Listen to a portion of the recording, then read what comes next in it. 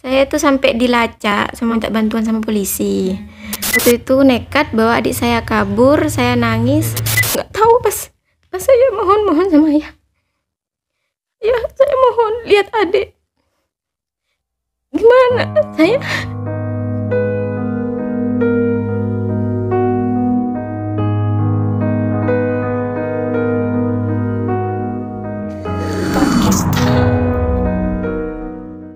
Halo, assalamualaikum Sobat RTV. Kali ini kita berada di segmen Podcaster. Sudah bersama kita Kak Anissa, seorang mahasiswi di Pamekasan juga. Dan kali ini Kak Anissa ingin berbagi pengalaman kalau dulunya pernah bawa kabur adik kandungnya. Seperti apa? Langsung kita tanya.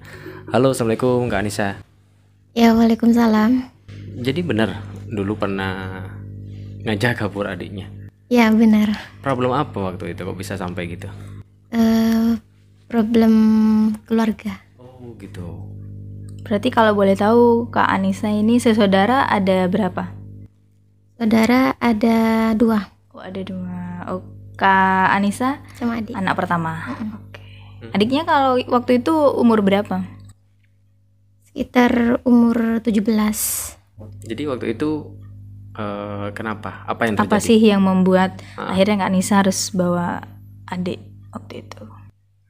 Waktu itu saya bawa adik saya kabur karena saya merasa berpikir bahwa kalau saya bawa adik saya kabur tuh orang tua saya tuh melihat saya sama adik saya, kasihan sama saya sama adik saya gitu. Saya nggak pernah berpikir panjang waktu itu, cuma berpikir saya nggak mau di rumah. Kalau di rumah saya tetap kepikiran sama ayah sama ibu kayak gitu. Berarti lagi ada masalah waktu itu di rumah ya? Iya, lagi ada masalah. Waktu itu momen apa? Ketika ada problem kamu langsung ngajak kabur gitu atau masih di ini masalah yang pertama, masalah kedua kayak gitu? mau diomongin dulu atau ya langsung aja gitu? Iya, itu karena masalah orang tua saya. Saya sama adik saya itu merasa tertekan. Saya masih belum bisa terima. Saya masih gak percaya kalau orang tua saya mau berpisah seperti itu. Saya melihat keluarga orang lain yang rukun, yang akur, sedangkan keluarga saya hancur berantakan. Saya nggak terima. Saya berbagai cara. Saya berpikir bagaimana caranya orang tua saya tuh kembali akur lagi. Katanya orang yang bisa menyelamatkan orang tuanya yaitu anak. Pasti mikir anak. Kasihan sama anaknya. Masa depan saya sama adik saya itu masih panjang. Saya nggak mau suatu saat adik saya tanya sama saya, kenapa kok dulu saya nggak mencegah ayah sama ibu waktu mau berpisah. Sebenarnya saya sudah berusaha. Saya berusaha semampu saya karena waktu itu saya masih pikirannya masih labil. Kalau boleh tahu usia berapa waktu itu? Waktu itu saya masih usia 20 tahun. 20 Kuliah tahun. berarti udah? Kuliah semester awal. Sekarang semester? Sekarang sudah semester akhir. Waktu itu saya pas bawa kabur, adik saya kebetulan manut ikut saya. Soalnya saya nangis. Ayo deh ikut mbak, kamu gak kesian sama mbak, demi orang tua. Ikut mbak, mau kemana? Saya bawa kabur ke Sampang. Pas waktu saya bawa kabur, sebelumnya saya janjian sama teman saya yang dari Sampang itu. Dia waktu itu ada di Pamekasan. Janjian, terus saya tuh sore sekitar jam 5 saya berangkat ke Sampang. Pas pertengahan jalan hujan. Saya nangis, nyetir tuh nangis. Naik motor berarti? Adik saya nggak pernah nyetir sampai jauh ke Sampang, nggak pernah. Waktu itu nekat bawa adik saya kabur, saya nangis. Kasihan adik saya kehujanan, takut sakit. Kalau sakit ibu tambah kepikiran. Tapi saya kabur pun ibu kepikiran. Iya betul. Iya. Saya bingung mau gimana, saya harus gimana, saya bingung. Nggak ada yang kasih solusi yang menurut saya tepat, nggak ada. Cuma bilang sabar tok gitu. Waktu itu Kak Anissa nggak coba cerita sama kayak saudaranya ibu lah atau dari bapak kayak gitu Iya. untuk membantu supaya mendekatkan mereka gitu. Sudah pernah curhat, sudah pernah cerita. Ya mereka tuh cuma bilang, cuma saya sama adik saya yang bisa. Yang lain udah gak bisa. Apalagi adik itu bisa dibilang anak kesayangannya ayah. Cuma dia nggak bisa berakting. Masih kecil gak bisa. Sama saya dikasih tahu kalau ngomong sama ayah tuh pura-pura nangis lah, apalah gitu. Nggak bisa ngerayu. Saya cuma bilang, ayo kamu ngerayu ayah, bilang kasihan. Coba kalau ayah kasihan sama adik, sama mbak, pikir lagi kayak gitu. Terus ibu itu juga nyuruh sebenarnya. Dia merasa menyesal ngelihat aku sama adik tuh nangis sampai kabur gitu. Saya pengen tahu siapa orang yang peduli sama saya sama adik. Kayak gitu. Pikiran saya cuma itu. Berarti jadi kabur waktu itu. Jadi Dan masih pamit atau gimana? enggak, saya yang waktu beres-beres itu sembunyi-sembunyi kunci pintu. Tapi untuk ibu nggak ada yang tahu, ibu bapak nggak ada yang tahu. Enggak ada yang Nggak ada yang tahu. tahu, Pas tiba-tiba berangkat enggak ada yang tahu. Sembunyi-sembunyi. Waktu itu emang yang kamu pikirkan mau kemana? Memang ke Sampang itu kan banyak tuh, ke rumah family atau teman atau siapa mungkin? Ya, saya nggak ada pikiran mau ke Sampang awalnya. Cuma saya mikir mau lari kemana yang sekiranya nggak ketahuan. Pernah mau lari ke rumah temen SMA, terlalu dekat, masih daerah Pamekasan. Jadi saya pikir hampir mau lari keluar Jawa saya. Naik bus, tapi nggak ada ongkos. Jadi saya nekat bawa sepeda motor. Ya pas ingat saya dekat sama teman saya yang di Sampang itu, saya izin dulu, saya mau nginep. Tapi saya nggak cerita kalau saya lagi ada masalah keluarga. Pas cerita pas nyampe di rumahnya, takut gak diizinin. Oke, akhirnya pas ketemunya gimana? Saya tuh sampai dilacak minta bantuan sama polisi. Ditelepon berkali-kali, WA gak diaktifin kayak gitu. Pas waktu itu saya bilangnya ada di Pulau Kangean, Sumenep, biar gak ketahuan kalau ada di Sampang. Pas hari kedua saya tuh ketahuan kalau ada di Sampang, nomornya saya tuh dilacak. Makanya saya langsung pindah tempat. Masih sempat mau kabur lagi. Saya pindah tempat, lari ke kampus. Waktu itu saya kebetulan masuk. Adik saya emang masuk juga pas hari Senin tapi nggak masuk sekolah. Jadi setelah dilacak kamu balik tuh? Enggak, masih dicari lagi, masih berpencar. Dari yang berusaha nyari saya sama adik saya itu dari keluarganya ibu. Oke, yang dari keluarga bapak enggak? Enggak. Ayah pun kayak nggak peduli sama saya sama adik. Nggak ada nelpon. Semula orang yang nggak terlalu dekat sama saya sampai nelpon saya sampai nangis. Dari keluarganya ibu itu sampai mohon-mohon, ayo nak cerita nak, ada apa, kamu ada tempat buat pulang, di sini ada leknya kamu gitu. Terus tante juga sampai nangis, nggak tega lihat ibu sampai pingsan. Saya nggak mau tahu, saya nggak mau lihat ibu dalam kondisi itu, nggak mau. Kalau sampai saya lihat, saya pasti pulang. Kalau saya pulang tengah jalan, saya mikir lagi, kalau saya ada di rumah, tidur ada di rumah, mesti merenung, saya pengen ayah sama ibu balik kayak gitu. Ya, pasti. Saya tetap nggak terima kayak gitu. Sebagai seorang anak ya. Saya paling nggak terima kalau adik saya nangis. Saya mesti marah sama orang yang bikin adik saya nangis.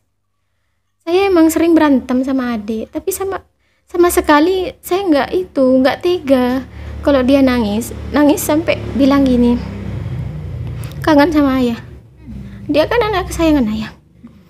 Saya tuh nggak terlalu banyak bicara sama ayah, tapi saya tuh kalau dimarahin sama ayah langsung nangis. Soalnya apa ya, ayah itu baik banget sama saya sama adik, perhatian banget. Apalagi kalau saya sebelum tidur, pas bangun tidur itu ada ayah. Saya sampai bilang sama ibu, kangen sama ayah. Pas bangun tidur dicium sama ayah, dibangunin sama ayah. Sholat apapun itu semua dijaga sama ayah. Meskipun saya itu anak rumah banget, saya ketat banget peraturannya sama ayah sama ibu dulu. HP sebelum tidur harus dikumpulin. Kalau sekarang saya ngerasa jauh berbeda kalau nggak ada orang tua. Pergaulan, terus dulu saya bukan nakal sih, semacam apa ya, nggak sebebas sekarang keluar langsung berangkat gitu. Kalau sama ayah kan ada takutnya yang mau keluar itu ya. Mau kemana masih digitu?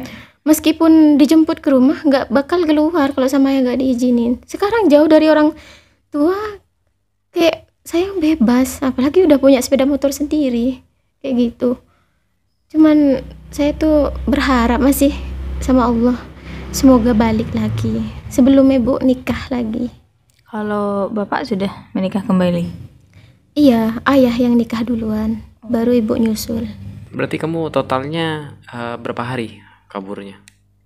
Sabtu sore saya itu kabur pas Senin ketahuan di kampus. di kampus. Waktu kamu masuk kampus gitu? Iya, dicari di kampus, tapi saya ketemunya bukan di kampus. Ketemuan sama istrinya sama iparnya ibu, ketemuan di Masjid Jami. Saya habis sholat di sana. Saya pengen tenang waktu itu, ya Allah, saya nggak nyangka kok bisa Allah kasih saya cobaan seberat ini kayak gitu. Sampai saya nangis sama orang tuanya ayah, sampai mohon-mohon. Biasanya kan kalau anak cowok nggak terlalu ngikut orang tua, terserah mereka mau kawin sama siapa, meski nggak dikasih restu tetap berangkat kayak gitu. Sampai saya minta tolong sama saudara-saudaranya juga, iya kayak gitu. Orang kasihan sekali sama saya karena apa ya, nasib saya sama adik saya itu kedepannya nggak ada yang tahu kayak gitu. Berarti waktu itu kan ketahuan nih, itu kamu langsung balik atau masih berontak atau gimana toh? Saya waktu itu masih cerita-cerita sama tante di parkiran Masjid Jami. Kenapa kok kabur, kok nggak kasihan sama ibunya, neneknya lagi sakit, aku tambah kepikiran kayak gitu. Nah waktu itu pas saya mau pulang, saya masih ada permintaan. Saya nggak mau pulang ke rumah, jadi saya dibawa pulang ke rumahnya tante, ke rumahnya Saya masih di sana menenangkan diri. Habis itu saya pulang, soalnya ibu kepikiran sama adik, soalnya saya bawa adik itu Iya, loh. betul.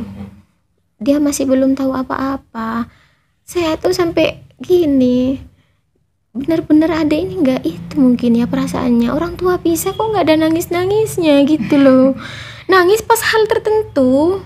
Sampai saya tuh mikir, kamu nggak sedih ya ibu sama ayah pisah kayak gitu. Mungkin dia tidak berpikir segitu panjangnya berpisah kayak gimana gitu. Masih belum tahu mungkin. Nah, ayah menikah lagi setelah selesai cerai. Iya, pas waktu itu saya menghadiri. Oh, diminta hadir atau kamu Menghadir ke itu, ke pengadilan? Oke, waktu prosesnya berarti. waktu itu saya kuliah, saya pulang duluan. Saya kan nggak ngerti orang mau Cerai cerai. itu kayak Iya, gimana? cuma saya duduk aja ikut gitu. Pas sudah surat keluar, ya udah saya mau gimana lagi. Cuman saya masih berpikir bisa buat ngerayu ayah sebelum pas ke KUA itu. Oh, berarti Masih setelah cerai langsung ke KUA. Enggak, masih berapa hari Oh, berapa gitu. harinya? Iya. Yang pas ke KUA itu nggak rembuk sama saya. Nggak bilang kalau ayah tuh mau nikah hari ini gitu. Cuman sikapnya beda banget. Kayak mau orang ditinggal gitu. Jadi saya tuh sama adik ya biasa aja. Saya nggak tahu, nggak ada yang ngasih tahu. Kalau pas hari Jumat, ayah itu mau berangkat ke KUA. Cuman pamit sama saya pas berangkat, cium saya sama adik, terus saliman. Biasanya kan saya mau peluk gitu kan ke ayah. Enggak, saya setel bodo amat kayak cuek gitu. Ya akhirnya ayah pulang dari KUA pas habis turun sholat Jumat, siap-siap lagi berangkat ke rumah istrinya. Udah banyak rombongan. Saya itu gemeteran waktu itu. Ini apakah pertanda buruk gitu ya. Saya pas lihat ayah udah rapi, udah mau berangkat, saya kaget masuk ke kamar. Mau kemana ya? Saya bilang gitu kan. Ayah mau berangkat nak, bilang gitu sama saya sama adik. Pas habis pamitan, saya tuh berpikir mau nyusul, tapi saya malu soalnya banyak orang. Terus saya berembuk sama adik, saya tiduran, saya bilang, ayo dek, kalau mau ikut ayah, nganterin ayah, pengen tahu ke rumah istrinya gitu kan. Nggak mau, dia nggak mau. Nah, saya jarang lihat adik nangis kan. Pas waktu itu saya yang paling histeris. Saya habis dari sepupu saya, ponakannya ayah itu ke rumah ngambil sesuatu, terus nawarin saya, ayo dek, gak mau ikut ke rumah istrinya, katanya rumah istrinya ayahnya. Enggak mbak gitu. Pas habis itu gak lama saya nyusul dari belakang sama adik, terus ngelihat orang banyak banget, jalan udah nggak apa ya, nggak normal. Udah sempoyongan ya. Udah lemes banget. Lihat ayah, ya Allah, saya gemeteran, langsung peluk ayah, langsung nangis, teriak saya, jangan bawa ayah saya. Saya kayak, orang kok tega banget mau ngepisahin saya sama ayah gitu. Dia ayah saya, jangan dibawa kemana-mana. Ayah tetap di sini sama saya. Ayah jangan kemana-mana. Ya, lihat saya sama adik ya. Ayah tega mau ninggalin saya sama adik. Ayah nggak kasihan, saya bilang gitu kan. Saya nangis. Ayah tetap mau berangkat. Sampai orang bilang, cegah Nisa, jangan sampai itu ngehalang ayah berangkat gitu kan. Terus habis itu saya pegang kakinya, nggak dibolehin berangkat. Saya kayak orang kesurupan. Ayah itu nggak bisa lepas dari pegangan saya. Adik cuman meluk ayah, nangis. Saya lihat ke atas, Nabila nangis. Saya nggak kuat. Ya Allah, saya harus gimana? Ibu nggak tahu pas saya mohon sama ayah. Ya, saya mohon lihat adik. Gimana? Saya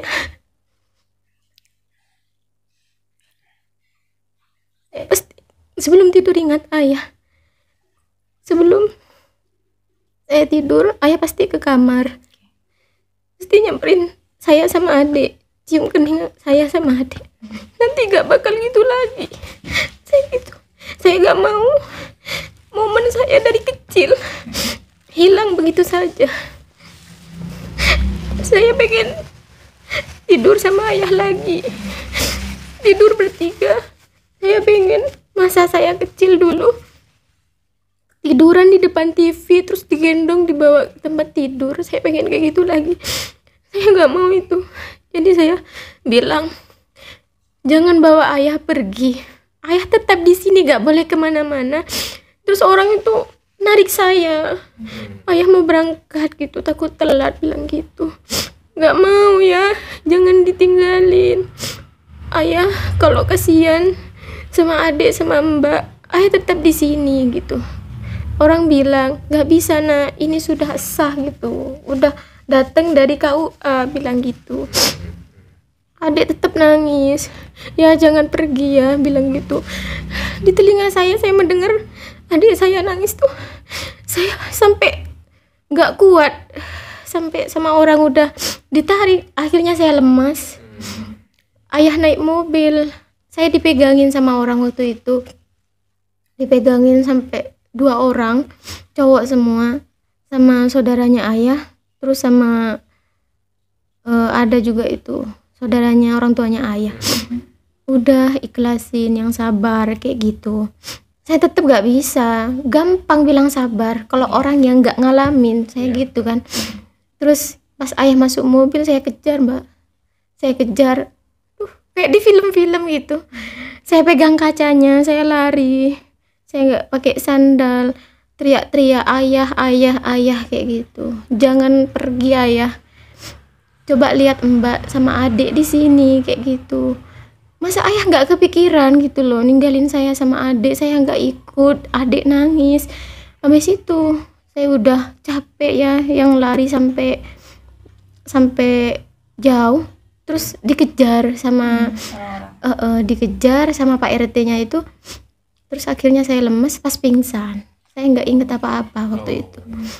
Iya, cuman habis itu ada saudaranya ayah yang juga gak setuju kalau ayah nikah lagi kayak gitu. Pas waktu pingsan saya dibawa ke rumah ibu. Sebelum saya pingsan, waktu saya lari itu keluarganya ibu keluar semua. Dengar kalau ada orang teriak, akhirnya orang tengkar katanya kayak gitu. Nggak tahu anaknya yang teriak-teriak gitu katanya ibu. Terus ibu nangis juga. Kurang ajar semuanya ya. Lihat anak saya nangis kayak gini, histeris. Masa cuma ditontonin, dilihatin. Orang yang mau berangkat juga nangis di dalam mobil gitu, ngeliat saya. Sampai pas ibu udah saya bangun, nangis lagi. Saya ngelihat orang-orang yang nggak pernah deket sama saya itu nangis. Nangis semua. Mungkin ya kasihan gitu ngelihat saya pas waktu itu. Sekarang kondisinya Kak Anissa gimana? Sama adik. Ikut bapak atau ibu jadinya? Saya ikut ibu. Kondisinya sekarang masih trauma dengan kejadian itu atau sudah baikan? Sudah bisa mulai menerima? Iya, minimal bisa menerima atau gitu? Iya, kalau sekarang sudah berusaha menerima, berusaha ikhlas gitu. Apa yang kamu lakuin untuk belajar semua itu? Itu kan pasti butuh waktu. Ya, butuh waktu lama banget. Saya nggak betah di rumah. Setiap kali saya di rumah, saya ingat terus. Saya kebanyakan emosi waktu itu, sering-sering marah-marah gak jelas kayak gitu. Cuman waktu itu saya tuh meratapi nasib sampai gitu. Gak mau makan, gak mau keluar rumah, banyak bengongnya kayak gitu. Sampai saya tuh pernah mau ngelabrak istrinya itu. Saya kan gak setuju ayah sama itu. Ayah gak ada bilang sama sekali kalau ayah mau nikah sama si A gitu. Terus saya tuh mikir gini, seandainya ayah tuh bilang baik-baik sama saya, ngambil hatinya saya sama adik, dekatkan saya sama istrinya yang baru, insya Allah nggak kayak gini gitu kejadiannya kan. Sampai saya sakit hati pas momen kayak gitu, harus ngelihat ayah nikah, saya nggak tahu istrinya siapa, wajahnya pun saya nggak tahu. Jadi saya sekarang itu udah bisa nerima, bisa ikhlas. Ya, saya itu lebih meningkatkan lagi ibadah saya sama Allah, mendekatkan diri lah gitu. Saya nggak harus berkaca ke depan itu bakal seperti apa, enggak, positive thinking lah ya. Karena kalau saya terus-terusan gak keluar dari zona itu, saya akan tetap seperti ini. Jadi saya gak punya semangat hidup pas. Saya sama adik saya itu ya dikasih arahan, motivasi sama orang-orang bahwa kalau masalah keluarga yang saya alami itu jadi pelajaran buat kami gitu. Jadi saya kenapa saya bisa nerima ayah sama ibu gini, jadi saya ya sama istrinya yang baru, sama suaminya yang baru juga, saya itu ya gimana ya, kayak biasa aja gitu. Juga nganggep dia tuh orang tua, asalkan sama saya sama adik saya itu baik, nggak yang jahat. Kalau yang berperilaku nggak semestinya itu pasti saya berontak gitu. Tapi apa yang sudah dialami sama Kak Anissa itu punya dampak nggak sih buat hidupnya Kak Anissa? Misalnya kayak Kak Anissa kan perempuan, cara memilih pasangan nanti seperti apa? Atau ada perasaan pernah trauma nggak sih menjalin hubungan gitu? Kalau dibilang trauma ya pasti trauma, takut apa yang dialami sama orang tua saya itu terjadi sama saya atau adik saya kayak gitu. Makanya saya benar-benar menjaga adik saya harus tahu siapa yang deket sama adik saya, benar-benar harus teliti lah dalam memilih pasangan. Soalnya saya mau pasangan saya itu kasihan sama saya bukan karena saya broken home, emang tulus dari hati, emang benar-benar sayang sama saya, bukan karena hal lain kayak gitu. Jadi kalau saya nanti sama pasangan saya gitu, saya tuh mesti mewanti-wanti. Saya tuh sudah pasti cerita kalau saya tuh anak broken home dan saya nggak mau apa yang dialami orang tua saya itu terjadi sama saya kayak gitu. Memang benar, kita memang harus pilih-pilih orang juga ya. Bukan pilih-pilih untuk itu ya, Tapi biar karakternya sama, dan yang namanya setiap perempuan pasti mengimpikan pernikahan sekali seumur hidup ya. Oke. Mungkin ada yang ingin disampaikan untuk teman-teman Sobat RTV yang di luar sana, yang dia posisinya mungkin sama kayak Kak Anissa, dia anak broken home yang mereka juga pengen bangkit gitu. Untuk kalian yang di luar sana yang punya masalah broken home sama seperti saya, tetap semangat, jalani hidup, ikhlaskan apa yang sudah terjadi. Manusia hanya bisa berencana, pasrahkan saja semuanya sama Allah. Insya Allah apa yang kita impikan, apa yang kita inginkan itu jauh lebih indah dari apa yang Allah sudah takdirkan. Mungkin kita bisa lebih menerima dengan keadaan yang sudah terjadi, ya kan? Ikhlaskan. Ya, karena itu sudah ya bisa dibilang takdir yang sudah harus kita lalui dengan kekuatan ya. Takdir itu dialami sama Mbak Nisa, berarti Kak Anissa menurut Allah pasti bisa ngelewatin ini semua. Nggak semuanya orang bisa kayak gitu. Allah tidak mungkin ngasih cobaan kepada hambanya di luar batas kemampuannya kan? Iya benar. Berarti saya bisa. Iya bisa, dan itu terbukti sampai sekarang kan. Sekarang Kamu itu sudah lumayan ya, bisa Sudah keluar bisa dari menerima. zona itu ya, bisa mulai menerima ya. Semoga bisa mengambil hikmah dari ini semua, dan yang penting Kak Anissa tetap semangat untuk menjalani hidup, tetap termotivasi untuk menjadi anak yang baik, terus Anak yang cita-citanya bisa- tercapai, ya kan? dan bisa tetap menjadi anak yang bisa dibanggakan sama orang tua.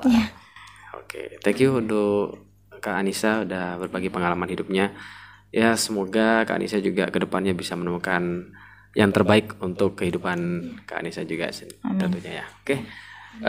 Thank you juga buat Sobat RTV yang nonton. Ambil positifnya dan buang negatifnya. See you in the next video. Bye-bye. Assalamualaikum warahmatullahi wabarakatuh.